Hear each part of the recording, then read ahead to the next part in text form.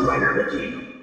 Hey YouTube, Dawson Rider here with my review of the Moltor, Kamdor, and Sentinel Knight figures from Power Rangers Operation Overdrive. These came out in the same umbrella of the mission response line that had those made-up red, blue, and black figures and the actual armored pink and yellow, and then Mercury Ranger. You can tell by the little chips they have that worked with like their mission response gimmick truck thing, but I don't have that, so I won't be able to show off any of that functionality. But let's go ahead and take a look at these. They're all three pretty nice figures. I definitely have some nitpicks about some of the way it was handled, mainly with like the features, because obviously they had the mission response feature, but I guess they wanted to entice you more, so you can kind of barely see it, but they gave him a light up feature by pressing this button in his face, and as a result they kind of made his face like a little more transparent in a way, just so that you could see the red light through it, and it kind of bothers me because they actually did a really good job on sculpting that. I think you can really tell how inspired it is by Daijujin there, or the original Megazord, but if they just had put the light up feature somewhere else or not included it, that just kind of bothers me a little bit, especially from like a distance. Like you can just, it looks like it's sunk in, like almost like it doesn't have a face, so that bothers me. But everything else, I thought they did a pretty solid job on this mold in terms of like the sculpted details. It doesn't have every little paint detail, but it's certainly a lot better than some of the ones we've gotten for Dino Charge and Ninja Steel recently. But I thought they did an overall really good job on it. He comes with these two little swords, which you can take out and have him hold, but they also store nicely here on the back. They're just like the classic, you know, silver gray, one solid color painted figures. The articulation is basically the same as your standard Ranger figure. You get the solid range of motion here with the hinge joint. It is a little bit hindered, you can see, by his enormous shoulder pads. Single elbow joint here. You got some, actually you don't have swiveling. I thought you did have swiveling. That was a goof, but I just assumed. But anyway, you have nice joints here on the legs. Single knee joint here. You have no, almost said chased articulation. I guess that's chest and waist articulation, chased articulation, but you have none of that. You can move the head a little bit, but also it's a little bit hindered by his design.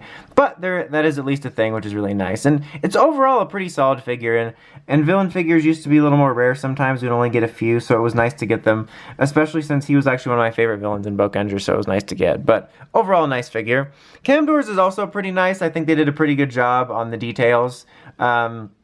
It's like I said, it doesn't have every single little detail, but they did a pretty good job on it. I have him this kind of weird grabbing the swords out. Like you can see, he can have the two swords out displayed, but he also has them storable on the back, which is kind of nice. I'm just gonna kind of have him take them out right now, just because they're kind of in the way, but. Yeah, so that's kind of nice, and it's accurate and cool. But yeah, they did a really good job on the sculpt of this, I think. It's really nice looking, and he also has the light up feature, which is activated by pressing this button, and it actually opens up his face, and you can see a little bit of his face that he reveals in the show later on there. So I think this one was a little better handled, because he doesn't always have this open, so... obviously you still get that clear, oh, we're using the light up thing for it, and it'd still be nice to just have the regular look, but you can close this one up by pressing this button and give him a little bit more of the traditional look, and so it doesn't quite get in the way quite as much as what I was trying to say, but still. Articulation is basically the same as Moltor's, except he's a little bit less hindered here. Like, he's like less hindered all the way till here, but yeah, it's pretty much the same. You still do get a little bit hindered here. With this thing here, and you can't move the head around, and like even if you did, it would be like you'd break this from trying to press it there. But yeah, overall, it's a nice figure.